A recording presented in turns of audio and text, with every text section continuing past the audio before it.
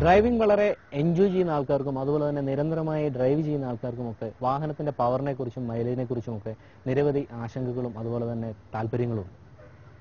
ശരിക്കും ഒരു വാഹനത്തിന്റെ പവർ നമ്മൾ കൂട്ടുമ്പോൾ സംഭവിക്കുന്നത് അതിന്റെ മൈലേജ് കുറയുക എന്നുള്ളതാണ്. എന്നാൽ പവർ കൂട്ടുകയും ഒപ്പം മൈലേജും അതുപോലെ തന്നെ കൂടുകയും ചെയ്താലോ അത്തരത്തിലൊരു സംഗതിയാണ് പീറ്റ്സ് എന്നത്. എന്താണ് പീറ്റ്സ് എന്നും ഈ പീറ്റ്സ് എന്തൊക്കെയാണ് വാഹനങ്ങൾ ചെയ്യുന്നതെന്നും നമുക്ക് കാണാം.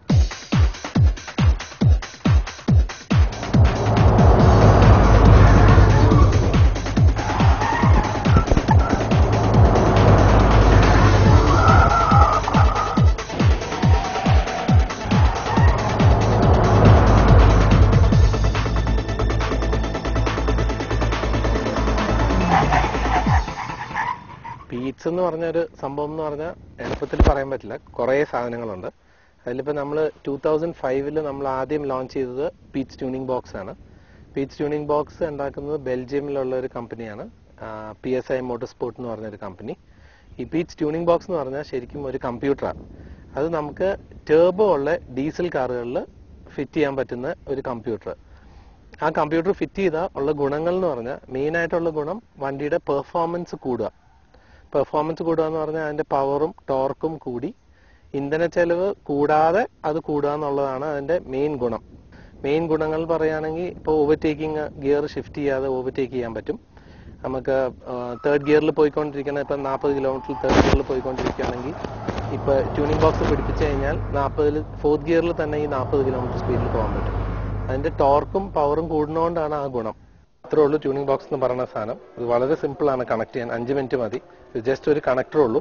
ഈ ഒരു കണക്ടർ എഞ്ചിന്റെ ECUയുടെ കണക്ഷനിൽ കണക്ട് ചെയ്താൽ സിമ്പിളായിട്ട് നമുക്ക് കണക്ട് ചെയ്യാവുന്ന സാധനമാണ്. ഇതിന്റെ കൂടെ പെർഫോമൻസ് ഇച്ചിരിയും കൂടി ഭേദപ്പെടുത്താൻ വേണ്ടി നമ്മൾ ഫിൽറ്ററും കൂടി മാറ്റാറുണ്ട്. അപ്പോൾ ഈ ഫിൽറ്റർ ഗ്രീൻ കോട്ടന്റെ ഫിൽറ്ററാണ്. ഈ ഫിൽറ്ററും കൂടി വെച്ചാൽ ഇച്ചിരി കൂടി പെർഫോമൻസ് കൂടുതൽ കിട്ടും.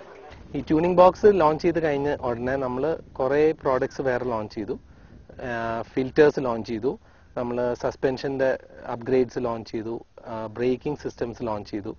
അങ്ങനെ വേൾഡിലുള്ള മെയിൻ വലിയ വലിയ കമ്പനീസിന്റെ സോൾ ഡിസ്ട്രിബ്യൂട്ടർഷിപ്പ് പോലെയാണ് നമ്മൾ പീറ്റ്സ് ഇപ്പോൾ പല പ്രോഡക്ട്സ് ഇപ്പോൾ ഹാൻഡിൽ ചെയ്യുന്നത്. ട്യൂണിംഗ് ബോക്സ് പോലെ തന്നെ വേറൊരു ഇമ്പോർട്ടൻറ്റ് പ്രോഡക്റ്റ് ആണ് നമുക്ക് കസ്റ്റം കോഡിന്റെ റീമാപ്പ് എന്ന് പറയുന്നത്.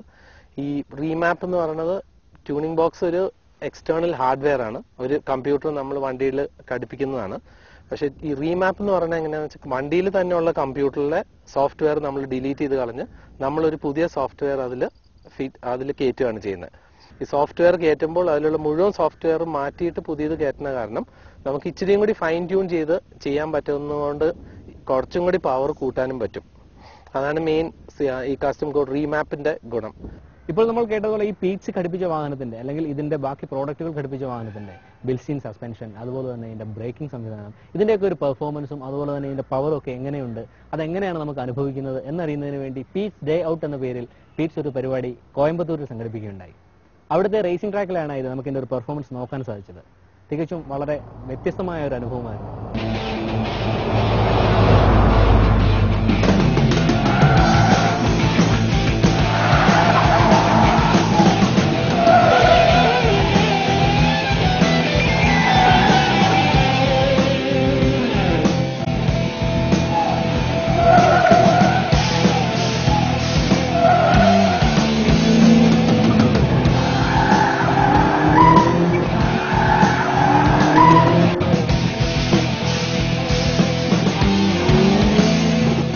നമ്മൾ ഫാസ്റ്റ് ട്രാക്കിലൂടെ ഈ ലോറിയും അതുപോലെ തന്നെ സ്വിഫ്റ്റും ഒക്കെ ടെസ്റ്റ് ഡ്രൈവ് ചെയ്തിട്ടുണ്ടെങ്കിലും ആ വാഹനം ഓടിക്കുന്നതും ഇപ്പോൾ ഈ വാഹനം ഓടിക്കുന്നതിനുള്ള വ്യത്യാസം വാഹനം എടുക്കുമ്പോൾ തന്നെ നമുക്ക് മനസ്സിലാക്കാൻ സാധിക്കുന്നുണ്ട്. അത്ര നല്ല പവർ, നല്ല പവറാണ്. നമുക്ക് ആ വാഹനം എടുക്കുമ്പോൾ തന്നെ അതും ഇതിനൊരു പ്രത്യേക ശബ്ദം കൂടെയാണ്. ശരിക്കും ഈ ഒരു പീറ്റ്സ് ട്യൂണിംഗ് ബോക്സും അതുപോലെ തന്നെ റീമാപ്പ് ചെയ്യുന്നതും ഇതിന്റെ ഫിൽറ്റർ മാറ്റി വെച്ചതും എല്ലാം കൂടെ വരുമ്പോൾ നന്നായിട്ട് വാഹനത്തിന്റെ ഒരു പെർഫോമൻസിന് നമുക്കിത് അനുഭവപ്പെടുന്നുണ്ട്. വളവാണെങ്കിൽ പോലും വളരെ ഈ ഒരു ട്രാക്കിലൂടെ നമുക്ക് വാഹനം ഓടിക്കുമ്പോൾ വളരെ വീശി എടുക്കുമ്പോൾ പോലും നമുക്കൊരു കോൺഫിഡൻസ് കൂടുകയാണ്. ഈ പവർ ഉണ്ടായിട്ട് എത്രയധികം സ്പീഡിൽ പോകാൻ പറ്റുമോ അത്രയധികം സ്പീഡിലേക്ക് കാല് കൊടുക്കാനുള്ള ഒരു താല്പര്യം നമുക്ക് ഈ വാഹനം ഓടിക്കുമ്പോൾ തോന്നിപ്പോവുകയാണ്.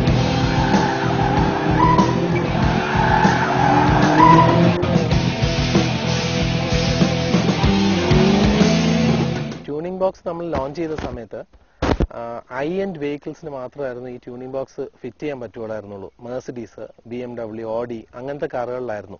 പക്ഷെ നമ്മൾ ട്യൂണിംഗ് ബോക്സിന്റെ കമ്പനിയായിട്ട് നമ്മൾ അവരുടെ ഈ R&D ഒക്കെ ചെയ്ത് കുറെ ടെസ്റ്റിങ്ങും എല്ലാം കഴിഞ്ഞ് ഇപ്പൊ നമ്മൾ ഇന്ത്യയിലുള്ള മിക്ക പുതിയ വണ്ടികളിലും നമുക്ക് ട്യൂണിംഗ് ബോക്സ് ഫിറ്റ് ചെയ്യാൻ പറ്റും. ഏറ്റവും ചെറിയ ഇപ്പൊ മാരുതി സ്വിഫ്റ്റ് തൊട്ട് മഹീന്ദ്ര ലോഗൻ, യൂണ്ടായുടെ എല്ലാ വണ്ടികളും, പിന്നെ ഫോർഡിന്റെ ഫിയസ്റ്റ, ഇപ്പൊ നമുക്ക് സ്കോർപിയോ ചെയ്യാം, ഇന്നോവ ചെയ്യാം, പിന്നെ മെർസിഡീസ്, ഓഡി, BMW അങ്ങനത്തെ വലിയ കാറുകളെല്ലാം ചെയ്യാനും പറ്റും. ഇപ്പൊ ട്യൂണിംഗ് ബോക്സുകൾ നമ്മൾ 25,000 രൂപ തൊട്ട് 40,000 രൂപ വരെ ഉള്ള വിലകളാണ്. പല ട്യൂണിംഗ് ബോക്സും പല വണ്ടിക്കും പല ടെക്നോളജി യൂസ് ചെയ്യണോണ്ട് കമ്പ്യൂട്ടേഴ്സ് വേറെയാണ്. അതുകൊണ്ട് ചില വണ്ടികൾക്ക് വില കുറവും ചില വണ്ടികൾക്ക് വില കൂടുതലാണ്. ഇപ്പൊ സ്വിഫ്റ്റിന്റെ ട്യൂണിംഗ് ബോക്സ് ഏകദേശം 25,000 രൂപയാവും. അങ്ങനെ പല ഓഡിയുടെ വേറെയാണ്, സ്കോഡയ്ക്കൊക്കെ 30,000 രൂപ മേളിൽ വരും. അങ്ങനെ പല രീതിയിലുള്ള റേറ്റ് ആണ്. അത് എല്ലാ വണ്ടിക്കും വേറെയാണ് ട്യൂണിംഗ് ബോക്സ്. സ്വിഫ്റ്റിന്റെ ട്യൂണിംഗ് ബോക്സ് എടുത്ത് നമുക്ക് വേറൊരു വണ്ടിയിൽ പിടിപ്പിക്കാൻ പറ്റില്ല.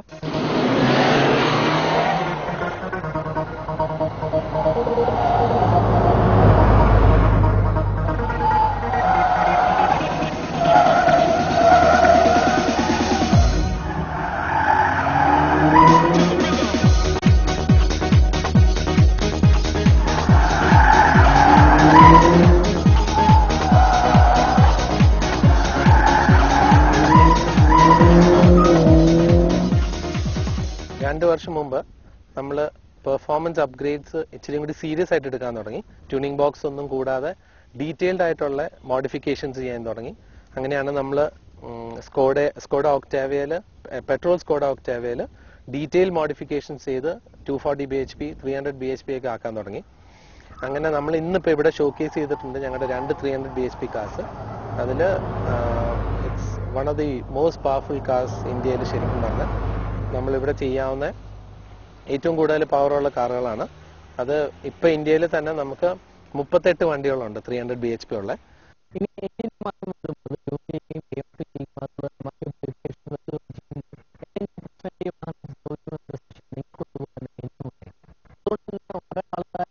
ഘടകങ്ങൾ വാഹനത്തിൽ ഘടിപ്പിച്ച ആൾക്കാരോട് ഞാൻ സംസാരിച്ചപ്പോൾ അവർക്കുണ്ടായ അനുഭവം വളരെ നല്ല അനുഭവം.